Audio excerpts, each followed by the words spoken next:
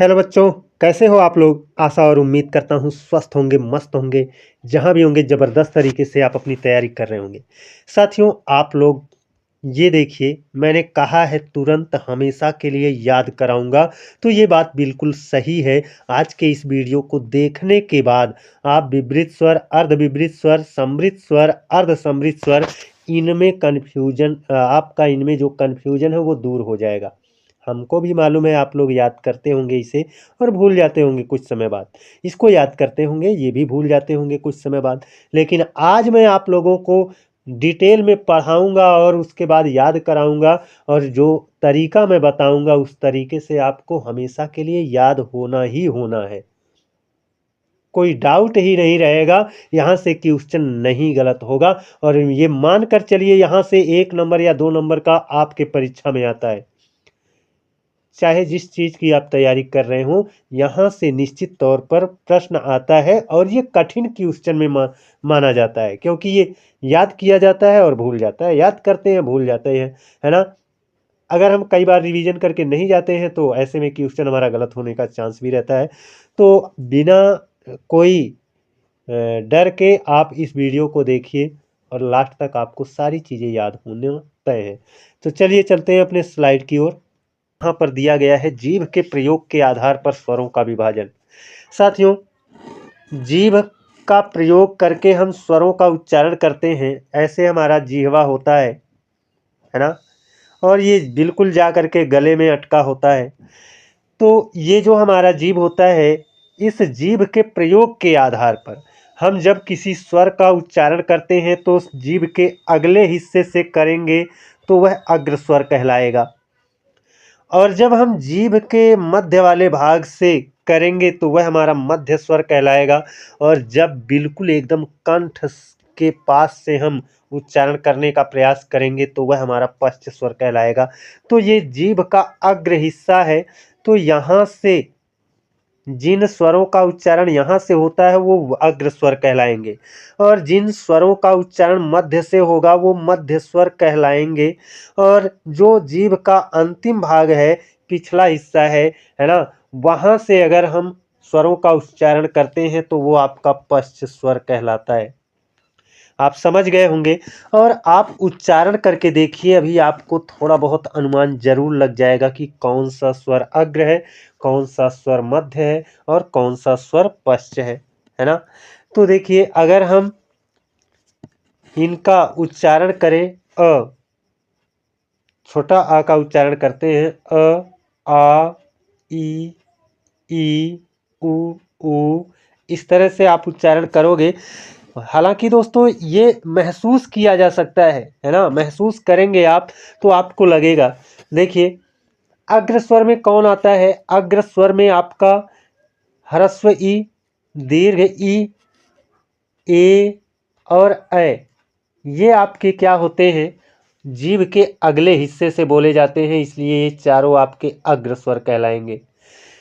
मध्य से कौन बोला जाता है, तो देखिए, जो मध्य से बोला जाता है वो आपका होता है ह्रस्व आ। जो छोटा आ होता है वह आपका क्या होता है, मध्य स्वर होता है ना। और पश्च, पश्च एकदम जहाँ कंठ से जो निकले, आप देखोगे तो बड़ा आ, जो आ है, एकदम आ का उच्चारण करेंगे। उ, छोटा उ, बड़ा उ, मतलब ह्रस्व उ, दीर्घ उ, है ना। ऐसे ही आपका ओ, औ, ये सभी आपके क्या हैं, ये सभी आपके क्या हैं, पश्च स्वर हैं।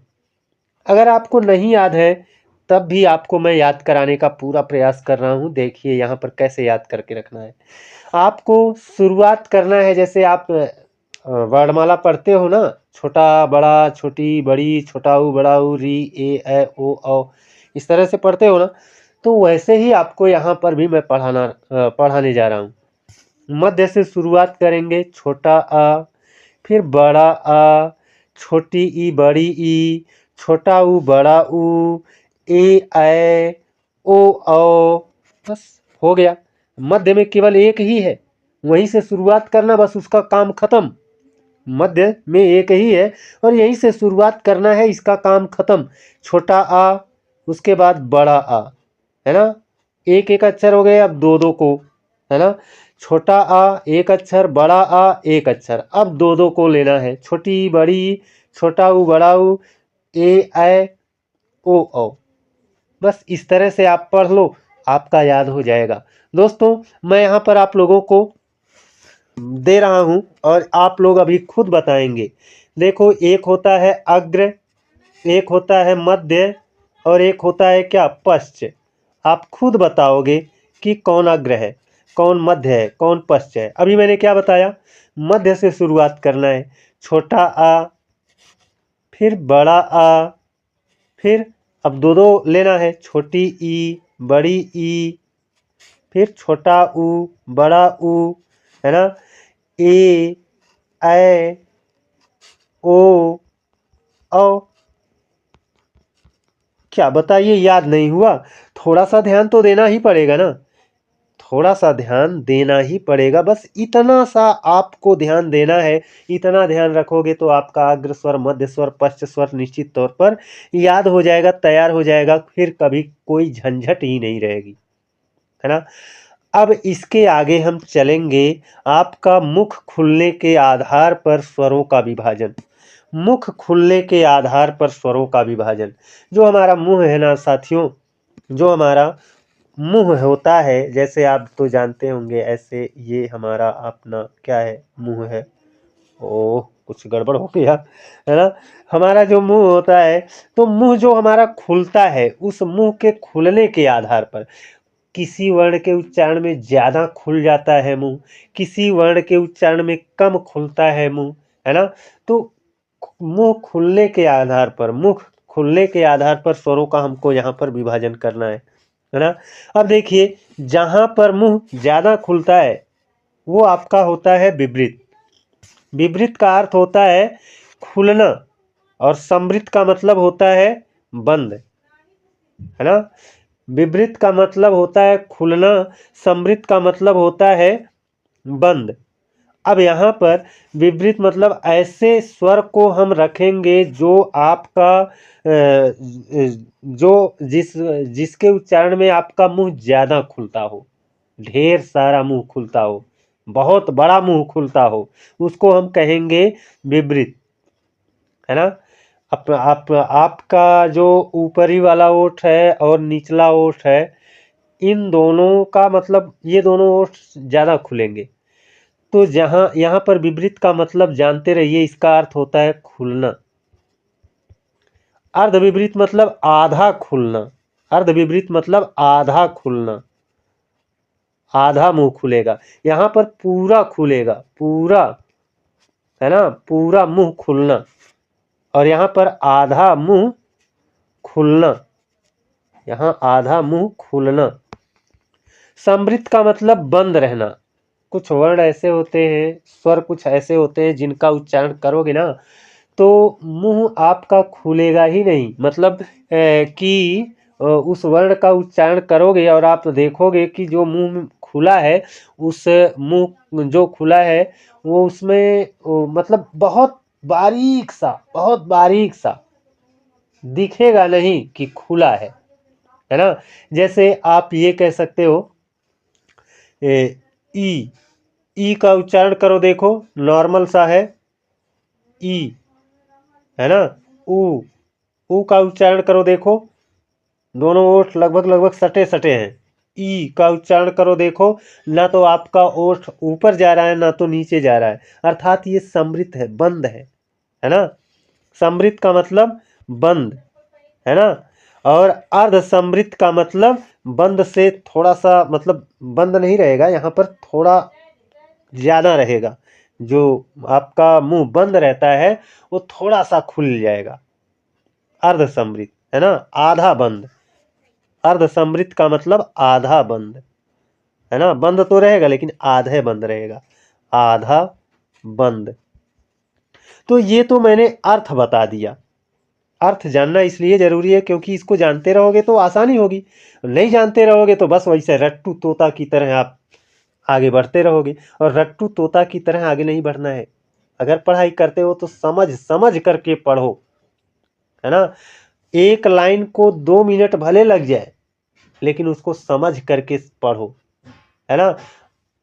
तो अब यहाँ पर अर्थ तो हो गया। अब मैं यहाँ पर विवृत कौन है ना, अर्ध विवृत कौन है, समृत कौन है और अर्ध समृत कौन है। देखिए साथियों, आप उच्चारण करोगे और आपको महसूस भी होगा, लेकिन थोड़ा ध्यान तो देना पड़ेगा, है ना। विवृत, विवृत मतलब खुलना। अच्छा आप बताओ कौन सा वर्ण ऐसा है जिसका उच्चारण करने में हमको मुंह सबसे ज्यादा खोलना पड़ता है। विवृत में वही आएगा। जो बड़ा आ है ना, उसका उच्चारण करो, देखो आ, बड़ा आ का उच्चारण करने में मुंह एकदम खोल दे रहे हैं, तो आपका ये विवृत हो गया। ये क्या हो गया, विवृत हो गया। उसके बाद अर्ध विवृत। अर्ध विवृत में कौन आएगा, अर्ध विवृत में जो आधा आ है, मतलब ये बड़ा आ है ना, तो ये छोटा आ है, और ये छोटा आ आपका अर्ध विवृत होता है, और छोटा आ के साथ ए, ओ, ये भी क्या होते हैं आपके अर्ध विवृत होते हैं। अब देखते हैं समृत। समृत क्या होता है, समृत स्वर, समृत का मतलब आप जानते हो जहां पर मुंह बंद रहता है ना, मुंह बंद रहता है। वो कौन होता है, लगातार 4 वर्ण हैं। वो कौन से हैं, छोटा आ बड़ा आ हो चुके, उसके बाद छोटी ई बड़ी ई छोटा ऊ बड़ा ऊ, ये चारों क्या हैं, समृत स्वर है ना। ये चारों क्या हैं, समृत स्वर हैं आपके। और अब अर्ध समृत में कौन आएगा, तो अर्ध समृत में देखिए साथियों, ए आता है और कौन आता है, ओ आता है। ए आता है और कौन आता है, ओ आता है। ये आपके हो गए। अब देखिए इनको कैसे याद करें, है ना। याद कैसे करें, तो याद करने का तरीका अच्छा है, आसान है, कोई कठिन नहीं है ना। बस हमारा थोड़ा सा क्रम क्या है ना, कि उल्टा पड़ जाएगा, थोड़ा सा उल्टा पड़ जाएगा, लेकिन ज़्यादा उल्टा नहीं पड़ेगा। आप देखो यहाँ पर विवृत स्वर, पहले विवृत स्वर देख लीजिए। विवृत मतलब खुला हुआ। खुलता कौन है, बड़ा आ जो होता है ना, इसके उच्चारण में मुंह ज़्यादा खुलता है। तो यहाँ से आप बड़ा आ के बाद छोटा आ कर लीजिए, है ना। देखिए बड़ा आ सबसे पहले रहेगा, उसके बाद क्या रहेगा, छोटा आ। उसके बाद नीचे वाले में समृत में आएंगे, छोटा आ बड़ा आ हो गया, छोटी ई बड़ी ई छोटा ऊ बड़ा ऊ, है ना। उसके बाद ए, है ना, फिर यहाँ ए, फिर यहाँ ओ, फिर यहाँ क्या औ हो जाएगा। देखो 1-2 बार आप अभ्यास करोगे ना, तो निश्चित तौर पर आपको याद हो जाएगा। मैं एक चीज और बताऊं, उससे भी याद हो जाएगा। समृत मतलब क्या, बंद, यही ना होता है, बंद। और जब कोई आप जैसे आटा पिसाने के लिए ले जाते हो, बोरा जो होता है, थैला जो होता है, उसको आप ऐसे रस्सी से बांध देते हो ना, ऐसे यहाँ पर रस्सी से बांध देते हो ना, तो ये जो रस्सी से बांध रहे हो, ये जो रस्सी से बांध रहे हो, तो छोटी ई में देखिए ये जो रस्सी से बांधा हुआ ऐसे दिख रहा है कि नहीं, बड़ी ई में रस्सी से बांधा हुआ दिख रहा है कि नहीं, दिख रहा है ना। तो आप ये सोच लो कि समृत मतलब बंद, समृत मतलब बंद। बंद कब होगा, जब रस्सी से बांधेंगे, और रस्सी से बांधा हुआ कहाँ पर दिखता है, छोटी ई और बड़ी ई में रस्सी से बांधा हुआ थोड़ा थोड़ा दिखता है ना। और लगातार 4 अक्षर आपके क्या रहेंगे, समृत रहेंगे, है ना। अब ये तो समृत वाला याद हो जाएगा, ये समृत वाला याद हो जाएगा। बाकी को कैसे याद करना है आगे मैं दे रहा हूं, अभी आपको देखो सब याद हो जाएगा, है ना। पहले क्या है, विवृत है, पहले क्या है, विवृत है, अभी याद हो जाएगा साथियों, है ना। पहले क्या है, विवृत है, फिर क्या है, अर्ध विवृत है, अर्ध विवृत है ना, फिर समृत है, समृत है, और उसके बाद क्या है, अर्ध समृत है, अर्ध समृत है, अर्ध समृत है, ऐसे, है ना। अब विवृत मतलब खुला हुआ। खुलता कौन है, बड़ा आ में सबसे ज्यादा मुंह खुलता है, बड़ा आ, छोटा आ हो गया, छोटा आ बड़ा आ, ये दोनों हो गया। उसके बाद देखो समृत का मतलब बंद, समृत का मतलब बंद, बंद मतलब रस्सी से बांध देंगे तभी ना बंद होगा। और रस्सी से बंधा हुआ सिंबल कहाँ दिखता है आपको, छोटी ई बड़ी ई छोटा ऊ बड़ा ऊ, इसका काम है खत्म हो गया, समृद्ध का काम खत्म हो गया। छोटा आ हो गया, बड़ा आ हो गया, छोटी ई बड़ी ई, छोटा ऊ बड़ा ऊ, है ना। अब देखिए ए यहां हो जाएगा, ऐ यहां हो जाएगा, ओ यहां हो जाएगा, औ यहां हो जाएगा। बस थोड़ा सा आप ध्यान दोगे, निश्चित तौर पर ये भी याद हो जाएगा। साथियों, मैंने पूरा प्रयास किया है कि आपको याद हो जाए, और आप भी जितना मैंने मेहनत किया है उतना आप भी मेहनत कर दोगे तो निश्चित तौर पर आपको याद हो जाएगा, कभी कोई दिक्कत नहीं होगी।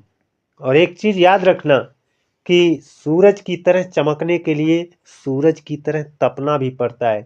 अगर आपको अच्छी तैयारी करना है तो कड़ी मेहनत तो करना ही पड़ेगा साथियों। आराम से मखमल के बिस्तर पर सोए सोए अच्छी तैयारी नहीं हो सकती, कुछ तो मेहनत करना ही पड़ेगा। 2-4 साल मेहनत कर लो, आगे के 20 25 30 साल जितने जब तक आप जियोगे तब तक ऐश करोगे। और यही 2 साल अगर मेहनत नहीं करोगे तो आगे के आने वाले 20 25 यानी जब तक जियोगे तब तक संघर्ष ही संघर्ष करना पड़ेगा, एक एक पैसे के लिए मुहताज रहना पड़ेगा। तो साथियों, बुद्धिमानी यही है कि दिन रात एक करके, है ना, खूब मेहनत करके एक नौकरी पा लिया जाए। आज के लिए साथियों बस इतना ही। जय हिंद, वंदे मातरम।